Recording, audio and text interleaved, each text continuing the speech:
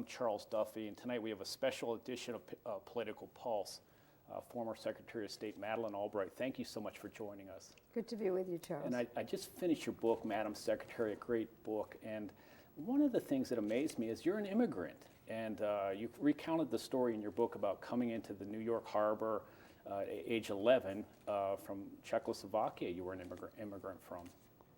Well, coming to America obviously changed my entire life. And I remember it very, very well. We came on the SS America in November and arrived on November 11th, Armistice Day, 1948.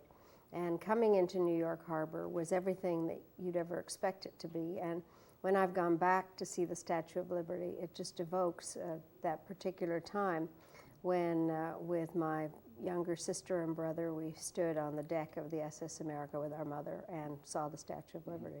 And your family settled in Denver, and you went to college at Wellesley, and you raised kids, you got married.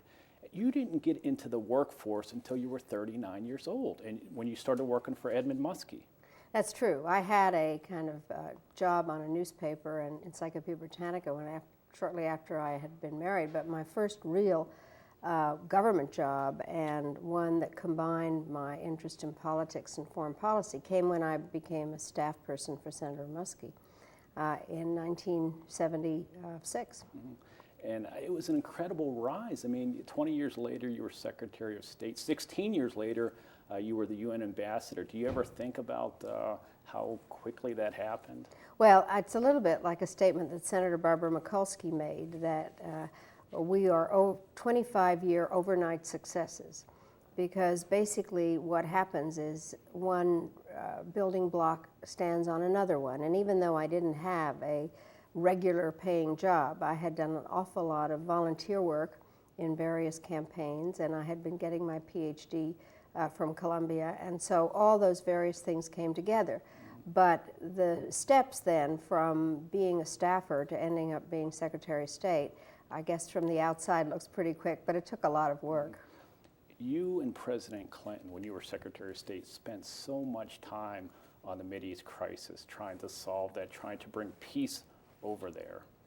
An incredible amount of time. It was almost a daily activity.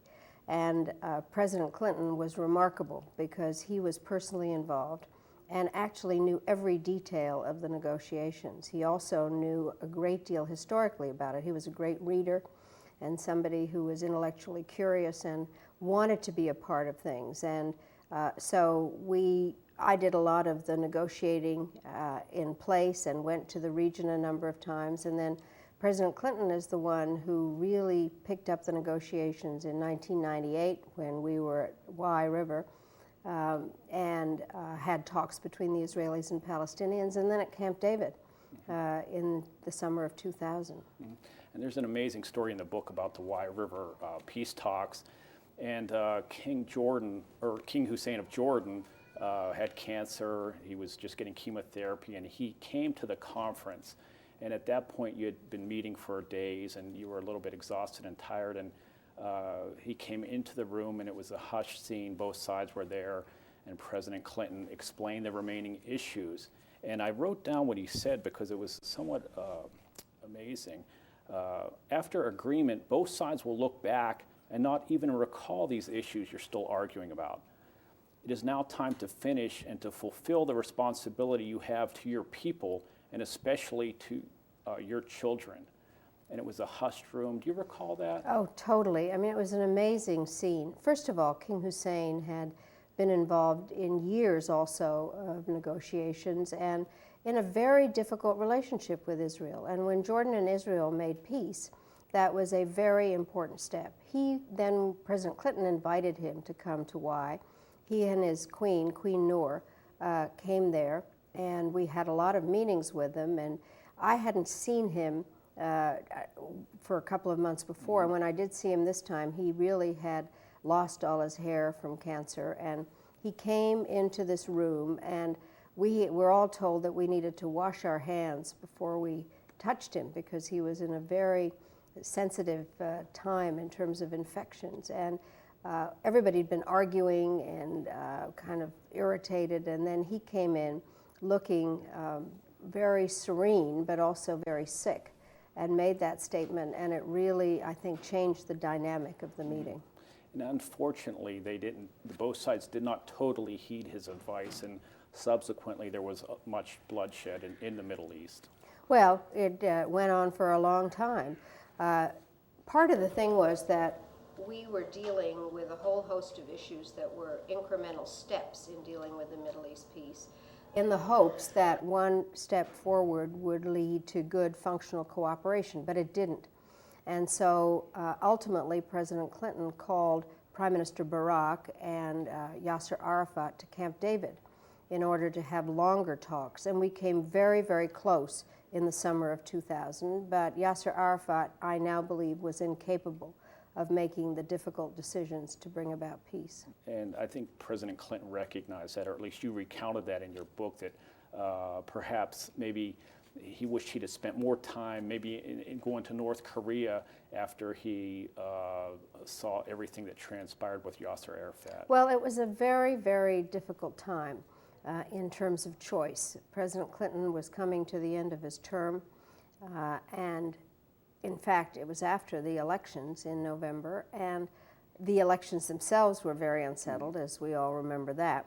And he really had this choice between working harder on the Middle East peace, which he thought was just about to be there, and then getting involved in the negotiations with North Korea. And we talked a lot about which one of the things he should do, and the general consensus and his desire was to do the Middle East, because he really felt that if there'd been a breakthrough, it would have changed everything in the Middle East, and there's no question it would have. So that is the choice he made. Hard choices. And it seemed like you and the president did everything that you could in the Middle East. And another interesting thing that's recounted in the book is that when you were UN Secretary, before you were Secretary of State, you went back to Prague.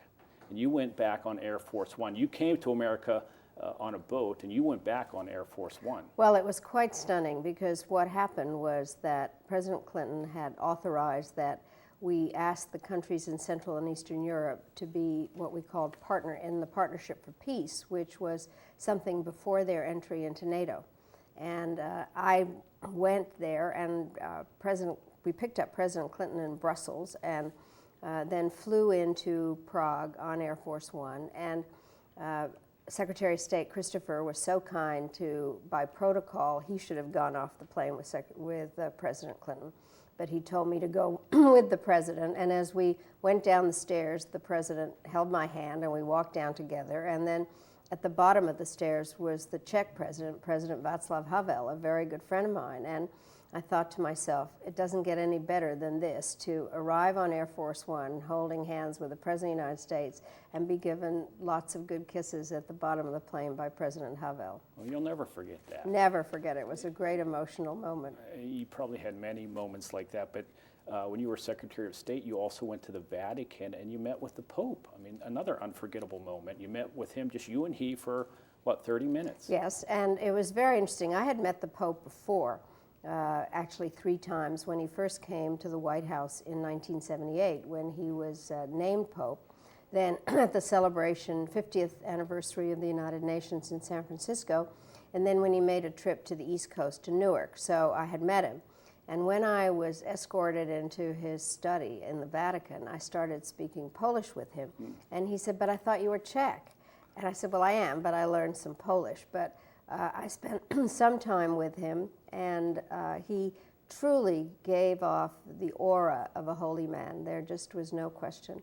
And we spoke primarily about Cuba, because the Pope had gone to Cuba.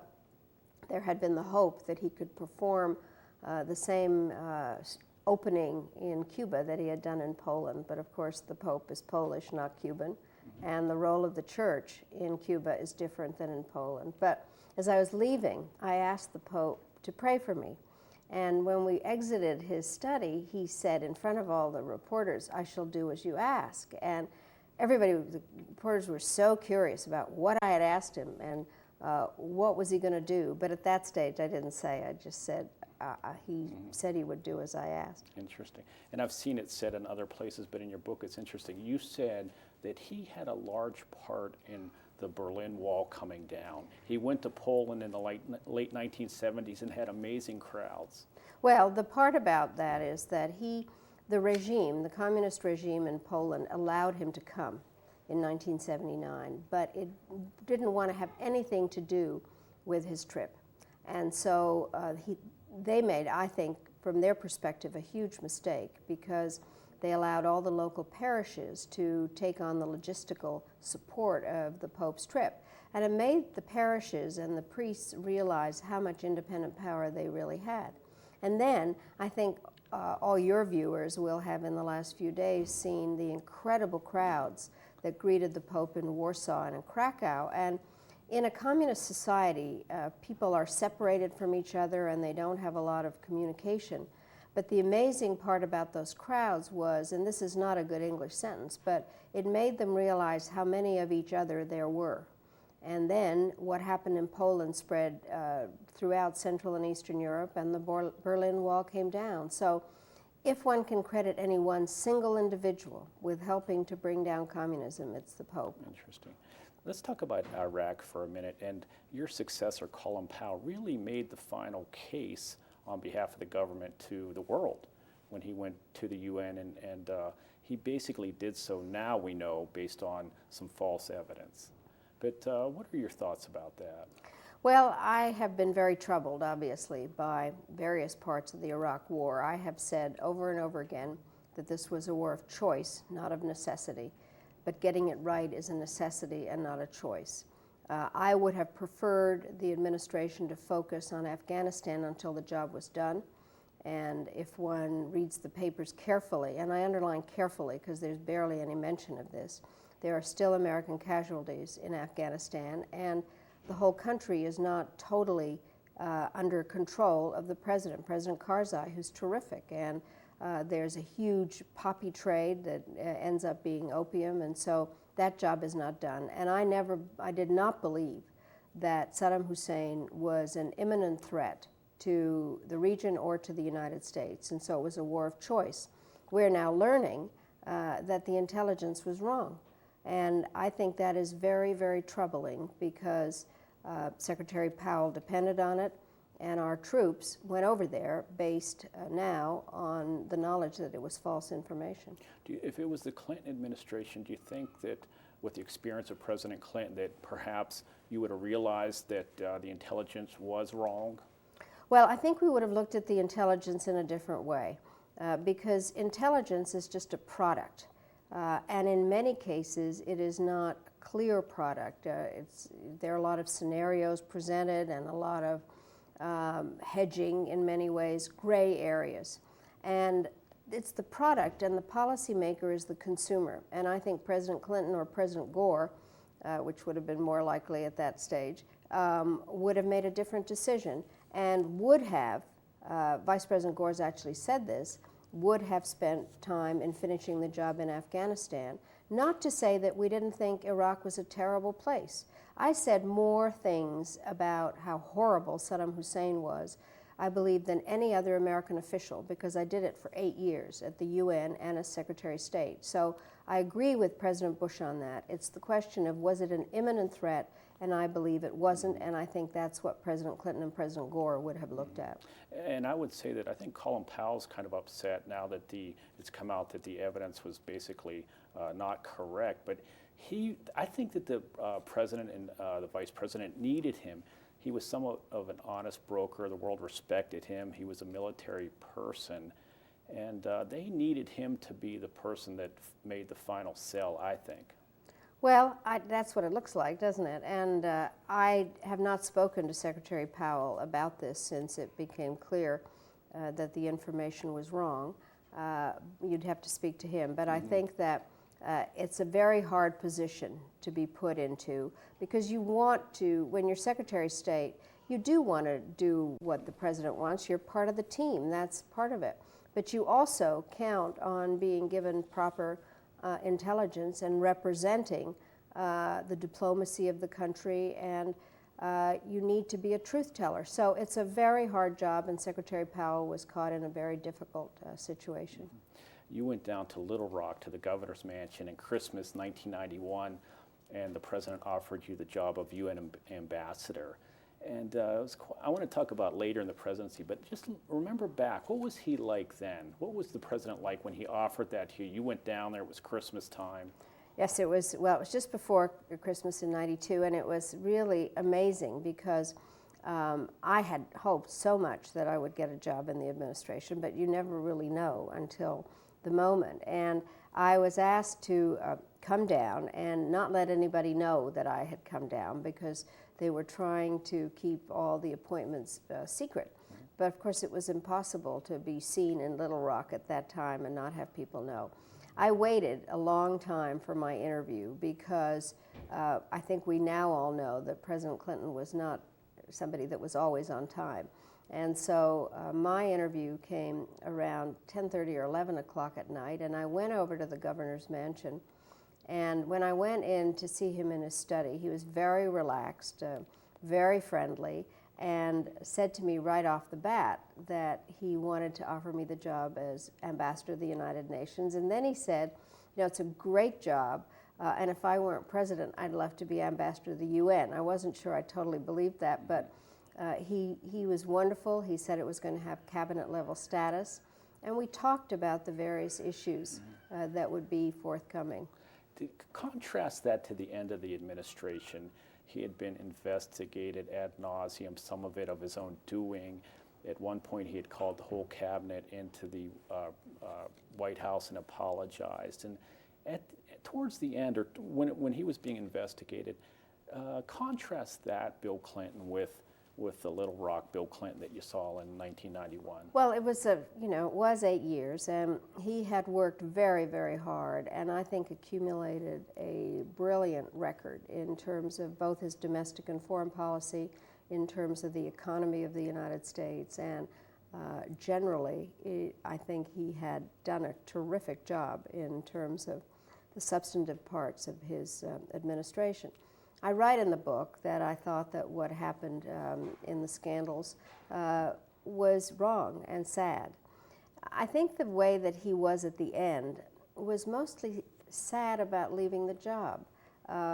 I think, as was I, you know, I think we had lots of things in common, but one of them was that we loved what we did, and if life had permitted it and the rules had permitted it, he would have liked to have been president forever, and I would have liked to have been Secretary of State forever. So it was kind of a feeling that he hadn't finished everything that he wanted to. And the Middle East peace that we talked about earlier was one of them. North Korea was another. Dealing with issues about the environment, because that was left, dealing with issues of poverty, HIV, and AIDS. Some of the issues that he's dealing with now, and I am too, in a private way. But it was mostly that he was sorry it was over.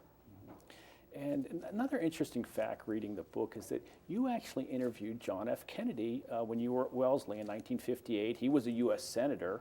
He was running for re-election to the Senate from Massachusetts, and I was a news editor for my college paper, the Wellesley News. And he came through Wellesley at the train station, so I rushed to interview him briefly, and then I asked for his autograph. And my boyfriend, who ended up being my husband and was a journalist, when I told him that I'd asked for an autograph, he said, "How unprofessional of you, but I have the autograph." So I'm very glad I did it. He then came and he spoke to us, the students at Wellesley, and we were all totally overwhelmed and smitten. He was very charismatic and intelligent, and one could tell that he was going to have a great political career. You said that your dad is one of your heroes. Why is he one of your heroes? Well, he was instrumental, I think, in making me who I am. There's just no question that I was the ever dutiful daughter, and I wanted to do what he wanted me to do. But he was a terrific teacher, both as a father and as a professor. He had a great sense of history. He was incredibly loving, and he had his head screwed on right. He was a person who understood the morality necessary in conducting foreign policy, and he was somebody who was very wise and humane. Mm-hmm. And you said another one of your heroes is Eleanor Roosevelt, and I'm a fan of Bill Bradley, and he always used a quote that Eleanor Roosevelt said, and the quote is, "The future belongs to those who believe in the beauty of their dreams." And it seemed like you really believed in the beauty of your dreams. Well, I definitely did, and I continue to. And I think Eleanor Roosevelt was an inspiration to so many people, a lot of women, but also men. You mentioned Bill Bradley, and a person who understood the social and justice issues and our society very well. And she saw some very tough things, and obviously was with her husband through his personal travails, his sicknesses, but also during World War II. Mm-hmm. And so it was a period where the future is in your dreams. Mm-hmm. We have about a minute left, and you said at some point in your life you want to rent an RV, put your 6 grandkids in the RV and drive down to Little Rock. That would be a heck of a trip. It certainly would, and they've now talked to me about that, and they said, "Are you sure?" And my kids have said they're not going, but that I can take the grandkids. I want to go because I went to the Clinton Library and I thought it was wonderful. And it has so many images of the various things that are part of his life and part of my life and part of America's life. And so I'd love to have my grandchildren see that. And I don't know, it would be a heck of a trip. I'd have to really strap them down. I bet. Madam Secretary, I enjoyed your book. Thanks so much. Thank you so much, Charles. Thank you so much for joining us on Political Pulse. And thank you, everybody, for joining us on Political Pulse. I'm Charles Duffy. We'll see you next week.